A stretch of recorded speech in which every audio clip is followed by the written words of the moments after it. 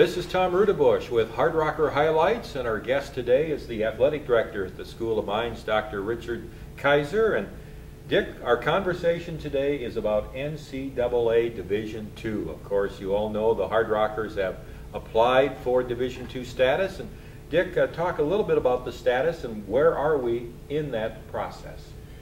Well, we were accepted for NCAA Candidacy Year 1 in July 12th, this past summer. We will spend the entire year in Candidacy Year 1. We will have basically three things that we have to do. We have to have a site visit, which we just had about a week ago. We will also have to complete what's called an institutional self-study guide. And then we will also have to do an end-of-the-year report. Those three pieces of information and the information that is shared with the NCAA from those three visits and copulations of the various materials will decide whether we go to Candidacy Year 2. If we go to Candidacy Year 2, it's basically the same format. We will again have another site visit. We will again have another ISSG, and we will also have to have an end-of-the-year report. But the site visit will be a little bit more in tune with looking at some finite things where this was just a general site visit. If we make it through Candidacy Year 2, we will then go into the probationary year, which would be 2012-2013. And with that, we would be officially part of the NCAA. We would then have a third site visit. We would also have to complete several forms, and then the NCAA would make a final decision. The membership committee would make a final decision whether we would get full membership. If that were to occur, then that would be in 13 and 14. So that's kind of where we're at as far as our institution goes. We are in the process of trying to find a conference. That's probably the #1 thing on our agenda right now. We have been, we made application for two conferences, the Northern Sun and the Rocky Mountain Athletic Conference. The Northern Sun has chosen not to include ourselves or Black Hills State in their expansion plans. So right now our most viable and quite frankly our only viable possibility would be with the Rocky Mountain Athletic Conference. The Rocky Mountain Athletic Conference is meeting on October 16th and 8th through the 18th of this year to make some decisions about what they want to do with expansion. If we are on the better side of that decision, then we will hopefully have an opportunity to join the Rocky Mountain Athletic Conference for whenever they make the decision as to when they would allow us. But I'm guessing that wouldn't be till 12 or 13. Of course, this decision was not made hastily, and the school elected to apply for Division II status, and Dr. Robert Wharton, of course, the president of the School of Mines, feels, as do many people on campus, that this is the right move for the institution at this time. Dick, as you look at the NCAA, because you've had so much experience with the NCAA, you've gone through this process before, what specifically, maybe if you could list a couple of items that is such an advantage being a member of the NCAA? I would say #1, it's brand, particularly in the recruitment, since the number of our student athletes are now from out of state. In fact, probably 70 to 80% of all of our student athletes are from out of state now, as opposed to where it might have been maybe 60% from South Dakota and 40% from other areas several years ago. It's now much higher. So as we go out and recruit, many parts of America don't even know what the NAIA is, but they do know what the NCAA is, and that's a significant opportunity for us to go out and promote ourselves and promote the brand of the NCAA and being a part of a great organization. I would say the second biggest one is for the extra benefits as it relates to our student athletes, so that they receive leadership opportunities, some chances to belong to some national organizations, some SAC organization, some chances for our coaches to be involved in some very important meetings. And overall, I think, as Dr. Wharton so plainly puts it, one of the four foci is continuous quality improvement. This is a significant continuous quality improvement as it relates to athletics. Of course, fans, the first thing that they'll probably notice about the move to Division II is this change in the schedule, change in opponents. And we'll start seeing that actually next year for not only football but basketball and volleyball.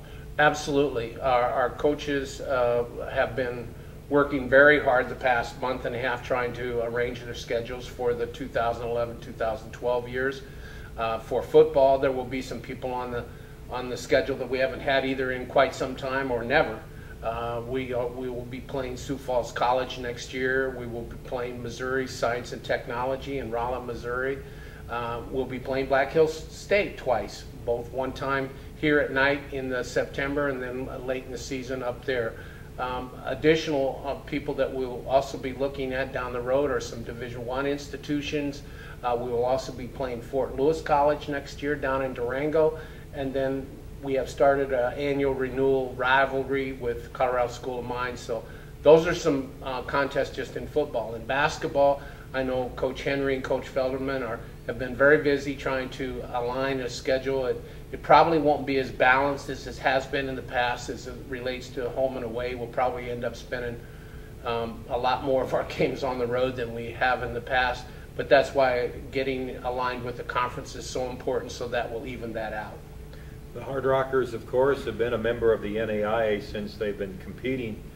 Do you think that part of the process, too, that led to this decision to go to NCAA, you talked about the brand of the NCAA, but may have also been helped out by the maybe instability of the NAIA?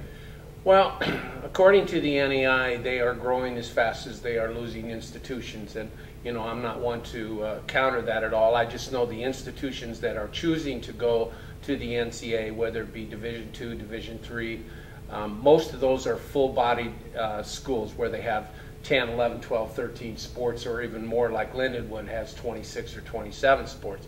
The kind of schools that they are bringing in only has 4 or 5 different sports, and most of them don't play football. So I think the map and the face of the NAI, particularly in the sport of football, is going to change significantly over the next couple of years.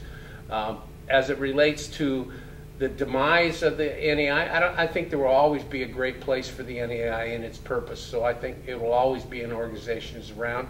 What I do see is that it's headed towards schools with private church denomination type situations, and most state schools will be gone from the NAI probably within the next 2 to 3 years.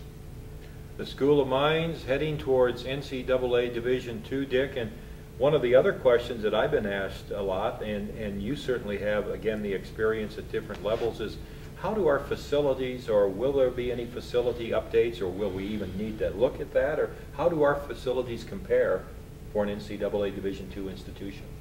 Well, the people that made the decisions to enhance the facilities, whether it was 3, 4, 5, 6 years ago or even further down the road, did a terrific job. And so quite frankly, our facilities are better than average than most Division II facilities. O'Hare Stadium and Dunham Field is as good as it gets. And when Colorado Mines came up here and played us this fall in football, they all raved about what a great facility we had, and probably it would be one of the top two facilities as far as football facility in the entire RMAC. Our basketball facility seats 2,200. The average